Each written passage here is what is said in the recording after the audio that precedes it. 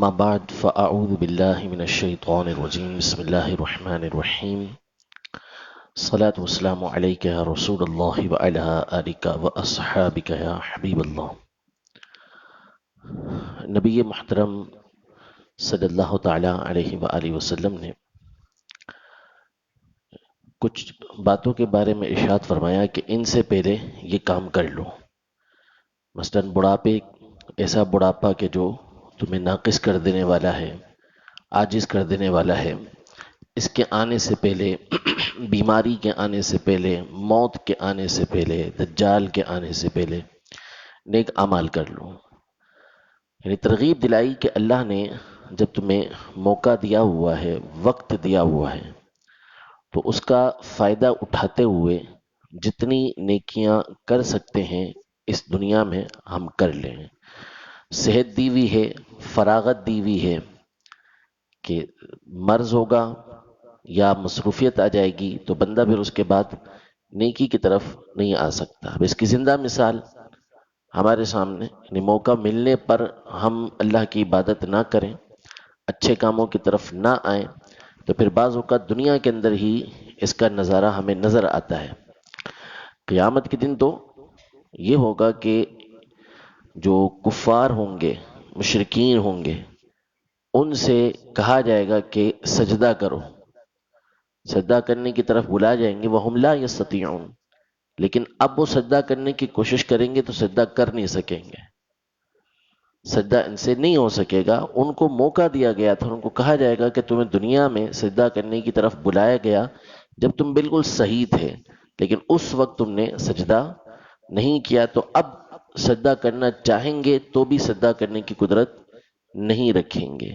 دنیا میں اللہ تبارک و تعالیٰ ایسی مثالیں ہمیں بہت دفعہ دکھاتا ہے کہ اگر ہم غور کریں تو عبرت کے لیے کافی ہوتی ہیں. بہت سے لوگ ہوتے ہیں کہ جو ویسے سجدہ کرتے ہیں لیکن پھر آہستہ آہستہ اس حالت تک پہنچتے ہیں کہ حقیقی طور پر زمین پر سجدہ کرنے سے عاجز آ جاتے ہیں. اب اگر ان سے اس سجدے کی نعمت کے بارے میں، سجدے کی لذت کے بارے میں پوچھا جائے تو معلوم ہوتا ہے کہ وہ کتنی بڑی نعمت سے محروم ہو گئے.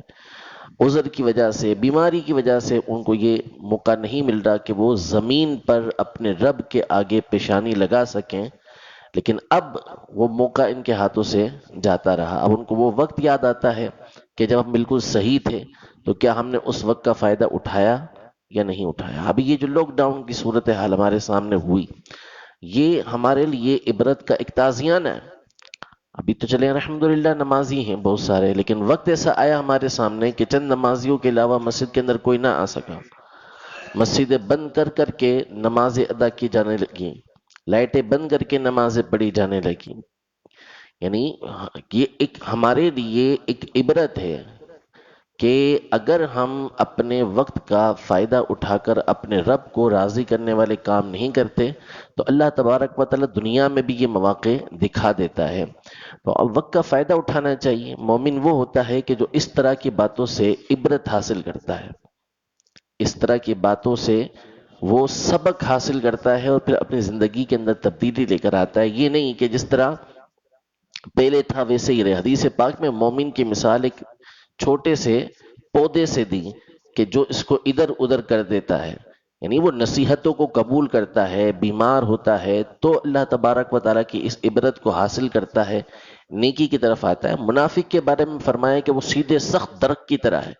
کچھ بھی ہو جائے اس نے سیدھا رہنا ہے، اس نے صرف ٹوٹنا ہی ٹوٹنا ہے اور کچھ بھی نہیں کرنا اس نے. تو ہمیں چاہیے کہ اللہ تبارک و تعالیٰ کی عبادت جو ہم پر فرض ہے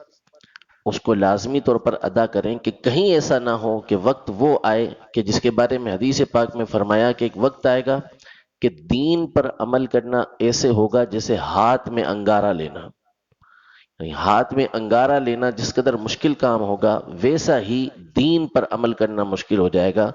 اور بندہ فرمایا کہ بندہ قبر کے پاس سے گزرے گا، وقت ایسا ہوگا کہ وہ تمنا کرے گا کہ کاش اس قبر والے کی جگہ میں ہوتا، کہ یہ دنیا سے چلا گیا اور میں ان دینی مصیبتوں کے اندر، پریشانیوں کے اندر گھرا ہوا ہوں. اللہ تبارک و تعالی قرآن مجید فرقان حمید میں جگہ جگہ اپنی نعمتوں کا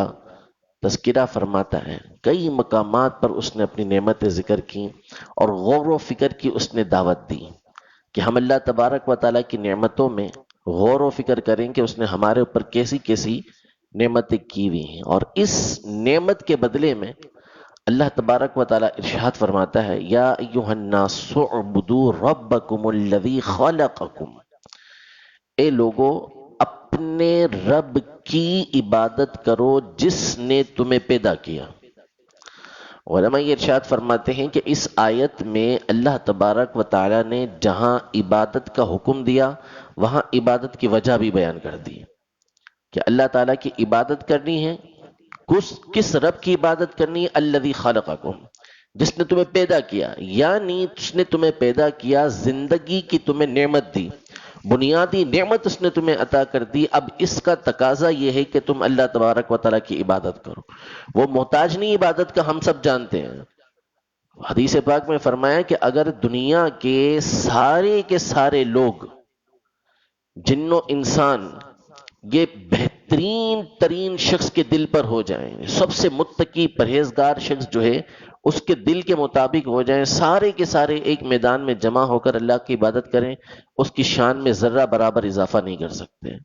اور فرمایا کہ سارے کے سارے فاسق لوگوں کے سارے جنات اور انسان، یہ اگر دنیا کے سب سے فاسق شخص کی طرح ہو جائیں، اس کی نافرمانی کرنے والے ہو جائیں، اس کی شان میں ذرہ برابر کمی نہیں کر سکتے۔ ان اللہ غنی عن العالمین، اللہ تبارک و تعالیٰ تمام عالمین سے بے پرواہ ہے، وہ محتاج نہیں ہے کسی کا، وہ بے نیاز ہے۔ تو بہرحال عبادت یہ ہمارے لیے ہی مفید ہے، ہمارا ہی اس کے اندر فائدہ ہے، اور ہمیں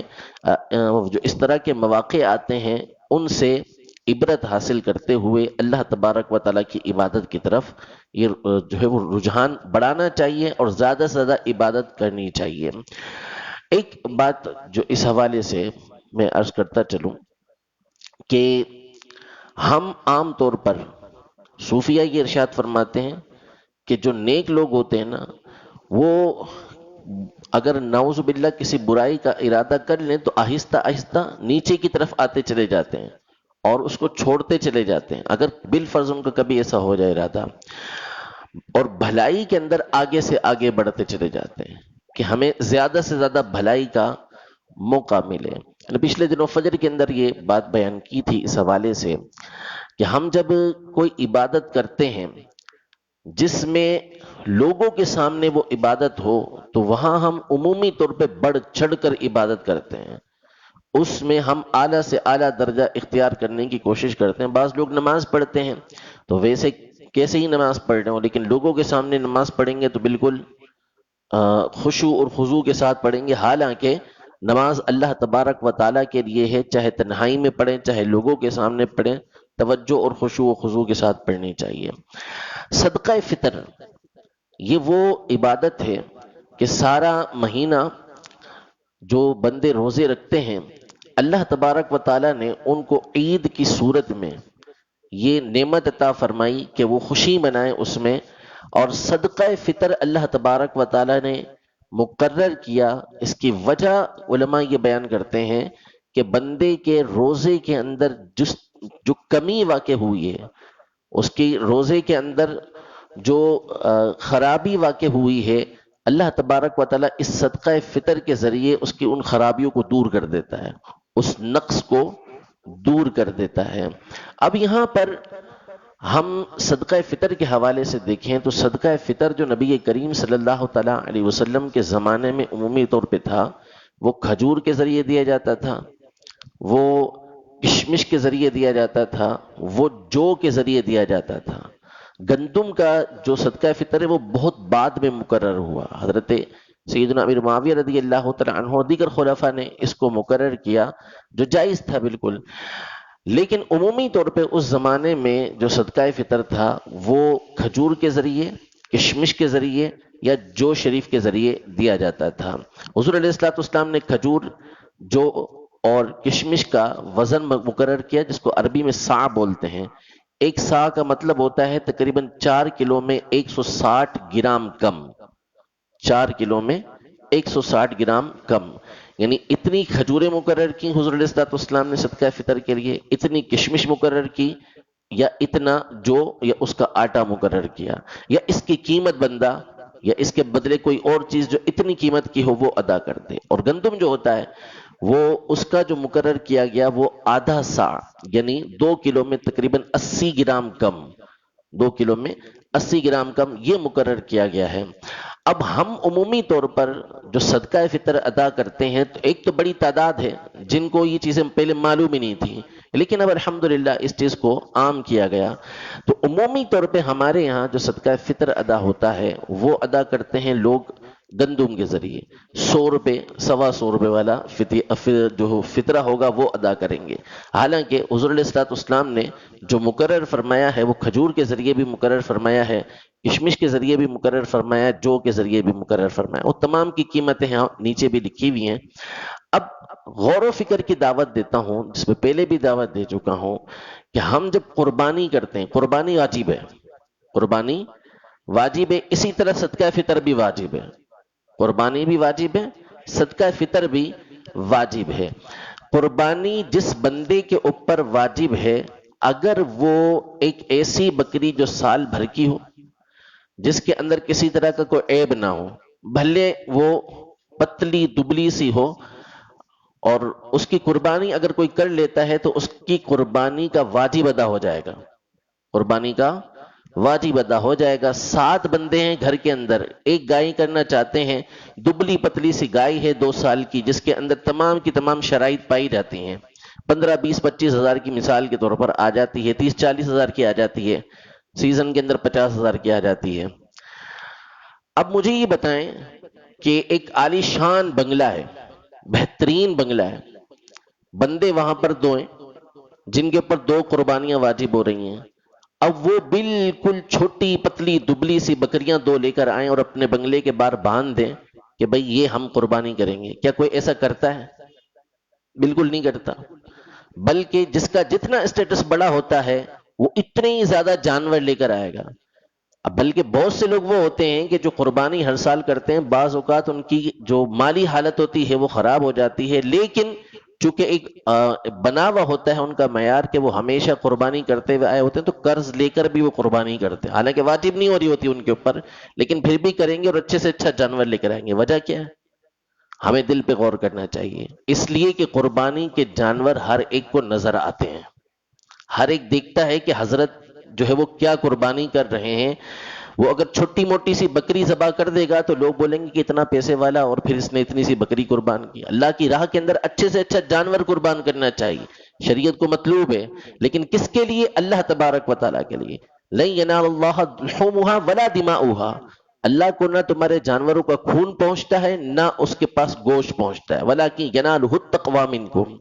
اللہ کی بارگاہ میں تمہارے دل کی پرہیزگاری پہنچتی ہے کہ تم نے کس وجہ سے جانور کو قربان کیا۔ تو جب ہم یہ کام کرنے کے لیے جاتے ہیں تو پھر اچھے سے اچھا جانور قربان کرتے ہیں، اس لیے کہ لوگوں کے سامنے یہ ہو رہا ہوتا ہے، جبکہ صدقہ فطر دیتے ہوئے کسی کو معلوم نہیں ہوتا کہ آپ نے کیا صدقہ فطر دیا ہے،